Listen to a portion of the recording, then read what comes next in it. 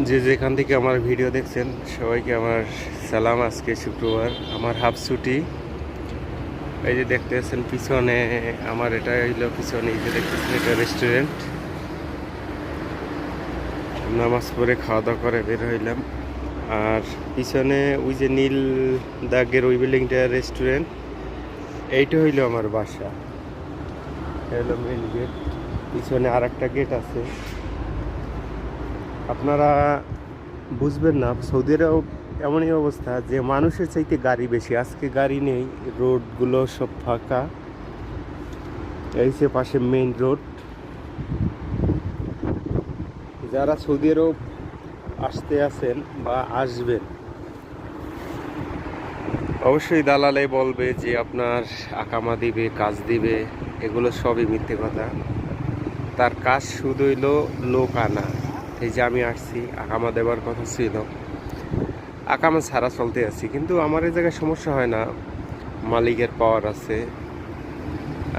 লোক ধরলে নিয়ে আসতে পারে। দেখা যায় যে সময় মিছিল মারছিল ওই সময় আমাদের রেস্টুরেন্টে একটা ছেলে 3-4 দিন ছিল জেলে, ছবি তুলছিল, রাস্তায় বসে মিসাইলের ওরে ধরে নিয়ে গেছিলো ওইভাবে। আকামা ছাড়া আমাদের রেস্টুরেন্টে 50%-এর উপরে লোক, কিন্তু এখন পর্যন্ত 15-20 বছরে কাউরে ধরে নেয় নাই। তো যারা আসবেন কোম্পানি দেখে আসবেন। বর্তমান লোড আনলোড ভিসা দিয়ে নিয়ে আসে, আনার পর তো মহা বিপদ। আপনার এই কাগজপাতি ঠিক মতো করে দেবে কিনা তাও সন্দেহ। তবে শেষ কথা, যারাই আসবেন ভাববে চিনতে আসেন। আপনার সৌদি আরব আসতে আপনার 2.5 লাখ 3 লাখ টাকা খরচা যায়, কিন্তু আপনার 5 লাখ 4 লাখ 5 লাখের নিচে কেউই আনে না। এগুলো হইলো দালালের চক্র। যাই হোক, দেশবাসী যে যেখান থেকে ভিডিও দেখতেছেন সবাইকে আমার আন্তরিক অভিনন্দন ও শুভেচ্ছা। শেষ কথা হইল, আসবেন।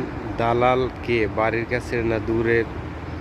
আসলে দালাল থেকে যদি আপনারা এজেন্সির মাধ্যমে আসেন, যেগুলো সরকারি এজেন্সি, সবচাইতে ভালো হয়। আর দালাল যারা আছে এলাকার, হয়তো অমুক সমুক বলেন, সবই তাদের ধান্দা। আসার পর ফাঁসে গেছে। এখন বাড়ি যাইতে হইলেও তো মনে করেন খরচাপাতি উঠেই যাওয়া লাগবে, টাকার প্রয়োজন। এই জন্য এই ধান্দা শুরু করে যে কিছু লোক আইনে এক এক জায়গায় কাজ পাক বা না পাক ওটা দেখার বিষয় না, কোনো রকমের কাজ ধরাইয়া তার কাজ শেষ। দেখা যায় কোম্পানি সে জানে যে আর কিছুদিন চলবে, এই কাজটা শেষ হইতে 2 মাস 3 মাস লাগবে বা 5 মাস লাগবে।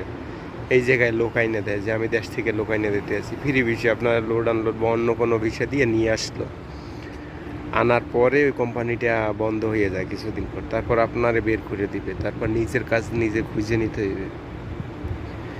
সবাই তো আর শান্তিতে ভালো কাজ পায় না। এইটাই হলো মেন কথা। দেখা যায় আমি বরিশালের ছেলে, বরিশাল পটুয়াখালী গলাচিপা থানা, সৌদি আরব আছি। আলহামদুলিল্লাহ অনেক ভালো আছি। সৌদি আরবও সবার কপালে হয় না। আমি আছি রিয়াদ শহর। এই জায়গা থেকে আপনার মক্কা মদিনা যেতে 150 টাকা লাগে।